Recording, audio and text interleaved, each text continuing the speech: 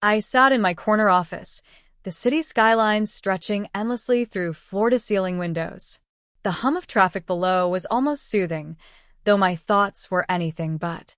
My silk blouse felt impossibly tight around my chest, not from fabric, but from the memory that had just hit me.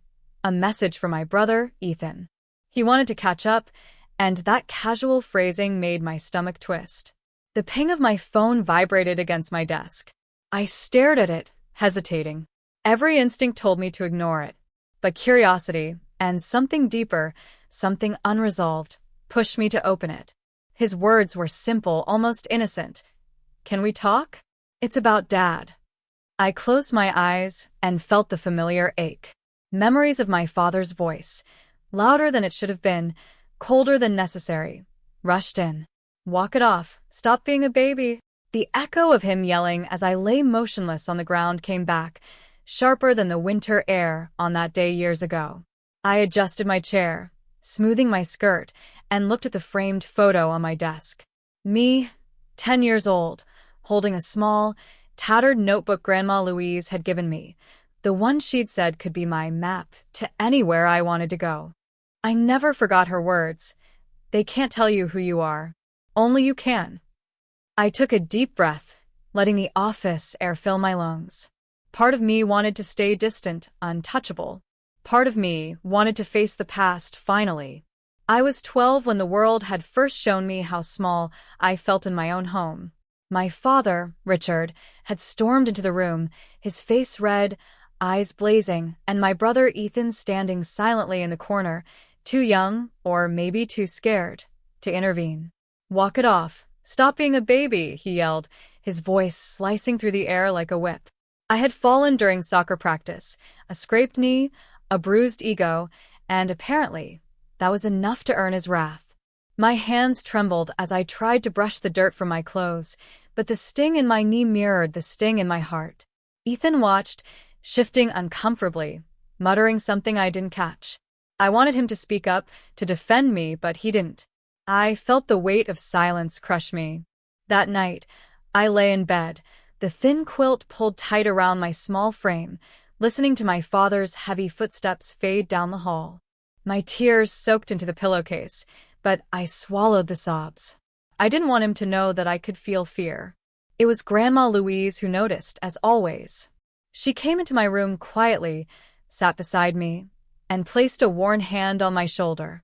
"Abby," she said softly, using the nickname only she had the right to, "don't let their anger decide your worth.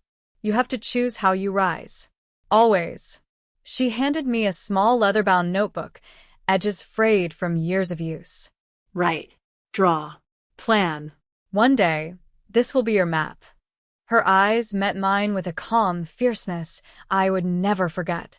That night, I made a promise to myself.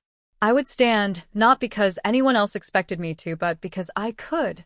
I would take that pain, the humiliation, the silence, and turn it into fuel.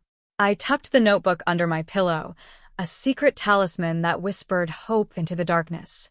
By morning, I felt a strange, new resolve. I wouldn't let their dismissals define me. I would find my own way, my own power. And I would make sure, one day, they saw me rise.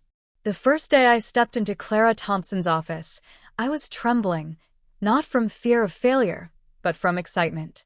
Clara was everything I aspired to be, poised, confident, and impossibly intelligent. She didn't sugarcoat anything, and I loved her for it. "You have potential, Abigail," she said, her sharp gaze softening just slightly. "But potential doesn't mean anything unless you work for it. Hard."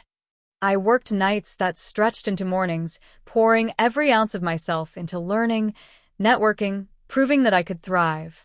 Some days, I cried quietly in my tiny apartment, listening to the hum of the city below, wondering if I would ever be enough. Other days, I celebrated silently. The first client I signed, the first time someone respected my opinion, the first check that bore my name. Those small victories tasted sweeter than I expected, and I tucked them into my notebook, alongside sketches, plans, and dreams. Money was not just currency, it was freedom. Freedom from the expectations of a family that had never truly seen me, freedom from the dismissals of a father, and freedom from the shadow of a brother who had watched it all unfold. I kept my success mostly hidden, posting innocuous updates online while my bank statements and promotions accumulated quietly, almost defiantly, behind the scenes. Through it all, Clara was there, a constant anchor. She taught me the art of negotiation, the value of patience, and, most importantly, the power of self-belief. One day, she told me, they'll see you. But don't rush it. Make them wait. I often thought of Grandma Louise's notebook, now filled with my scrawled notes, inspirational quotes, and the faint outline of my dreams. Every decision I made, every step forward, was guided by that tiny compass of courage. I was building more than a career. I was building a life, a version of myself that no one could dismiss or diminish. And yet, despite the successes, I felt a quiet tension. I knew that sooner or later, my past would come knocking. The day would come when I would have to confront the people who had shaped, and at times, restrained me. But I also knew one thing. I would not be the girl on the ground anymore. I would stand tall, unshaken, ready. The door to my office opened with a soft click, and I didn't turn immediately. I could feel their presence before I saw them. Ethan, fidgeting slightly, his expression unreadable. My father, Richard, with that familiar posture of authority. Yet today, it felt different, almost uncertain. Abigail, Ethan started, but I held up a hand. Sit, I said, my voice calm, deliberate. They hesitated, then sank into the chairs I had arranged just so, as if my composure demanded it. I let them take in the space first. The walls were lined with contemporary art, a mixture of bold abstracts and serene landscapes, pieces I had chosen with care. My desk bore small personal touches, a photo of Grandma Louise smiling, the leather-bound notebook now open to a page of plans I had finally realized, a vase of fresh tulips. Everything spoke of thought, taste, and independence. Richard's eyes narrowed. This is not what I expected, he muttered. I didn't smile. I waited. Silence stretched, heavy and electric. Finally, I spoke. You came expecting to see the girl who needed saving, didn't you? My voice was steady, each word deliberate. Ethan shifted uneasily. The girl you thought was fragile, weak, dependent. I paused, letting the tension hang. She doesn't exist anymore. I leaned back slightly, letting my gaze sweep over them. I own the company you dismissed as a hobby. My first client. Remember that little project I started while you thought I was wasting my time? It's now a multi-million-dollar partnership. And yes, the investments you scoffed at, the career path you thought was foolish, they've made me financially independent. Completely. I watched their reactions, the disbelief, the flicker of shame in my father's eyes, the way Ethan's jaw tightened, as if the truth hurt more than words could. I didn't just survive your doubts and your dismissals. I continued. I thrived. And I did it quietly, without needing validation from anyone who couldn't see my worth. Richard opened his mouth, perhaps to defend himself, perhaps to apologize, but no words came. Ethan's shoulders slumped slightly, a silent admission that he had underestimated me. I allowed myself a brief, almost imperceptible smile, not triumphant, but satisfied. Then, I handed each of them a copy of a document, a detailed outline of my business ownership, profits, and the steps I had taken to secure my independence. They scanned it slowly, disbelief written in every line of their posture. I've spent years building this life, I said, my voice softening just enough to convey resolve, not cruelty. And now you know the truth. It's not too late for you to understand who I am, but you cannot expect to step back into my world without seeing me as I am, capable, strong, and in charge of my own destiny. Ethan swallowed, meeting my gaze for the first time with something close to admiration. My father remained silent, but the tension had shifted. The air between us was no longer just charged, it was transformed, edged with a respect that had been absent for far too long. I stood by the window, the city lights reflecting off the glass, and finally let myself speak with complete authority. "I am willing to help," I said, turning to face them. "But on my terms." Ethan's eyes widened, unsure if he had heard correctly. Richard's jaw tightened, a flicker of defensiveness crossing his face. I didn't flinch. This wasn't about punishment, it was about boundaries, about growth. "For you, Ethan," I began, "you need to stop living in my shadow. You have potential, but you've been content to coast on what you think I've achieved. I want you to pursue your own career seriously.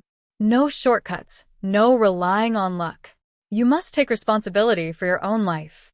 He nodded slowly, the first sign of acceptance. "And you, Dad," I said, my voice firmer now, "need to stop judging people based on fear or disappointment. Your harshness shaped me, yes, but it doesn't define me. If you want a place in my world, you have to leave old patterns behind. Therapy, reflection, understanding. The choice is yours." I handed them both folders with resources, names of counselors, career coaches, and opportunities one had vetted personally. "I'm giving you tools, not excuses. Use them, or don't expect me to hold space for old grievances." I could see the mix of guilt and admiration in their eyes. That tension pleased me, not because I wanted revenge, but because finally they could see me as an equal, as someone who had grown beyond their limits for me. I turned back to the skyline. "I care about both of you," I said softly. "But caring doesn't mean I let the past dictate my present. You must change, not for me, but for yourselves." Clara's lessons echoed in my mind. Authority comes with empathy, and leadership with integrity. I had waited long enough. I had proven my worth silently, and now I was showing them not just my success, but my terms. The room was quiet, the air heavy but not oppressive. I could feel a shift, a subtle acknowledgement that the balance of power had changed, that they had stepped into a world where I no longer needed validation, only mutual respect. And in that moment I realized my rise wasn't just about wealth or achievement. It was about reclaiming my narrative, about setting boundaries, about transforming old wounds into new strength. Weeks passed, and I watched subtle changes unfold.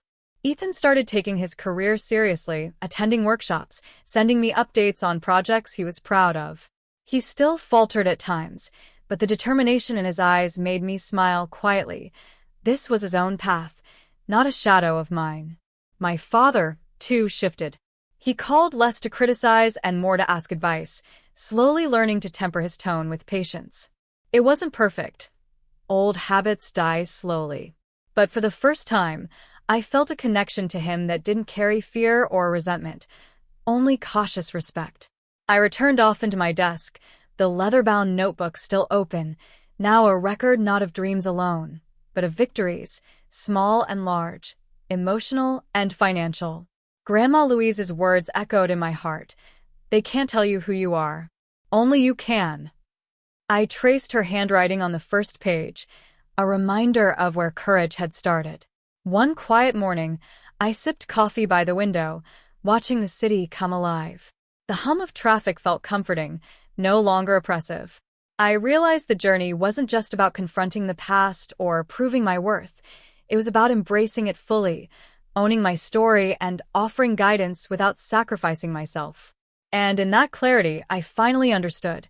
Strength wasn't measured by wealth, power, or revenge. It was measured by resilience, compassion, and the ability to rise above expectation without losing the essence of who you were. I closed the notebook, inhaled the aroma of coffee, and whispered to no one in particular, "I am enough, and I always have been." The city stretched beyond the glass, alive with possibility. And so was I, whole, unshakable, and free.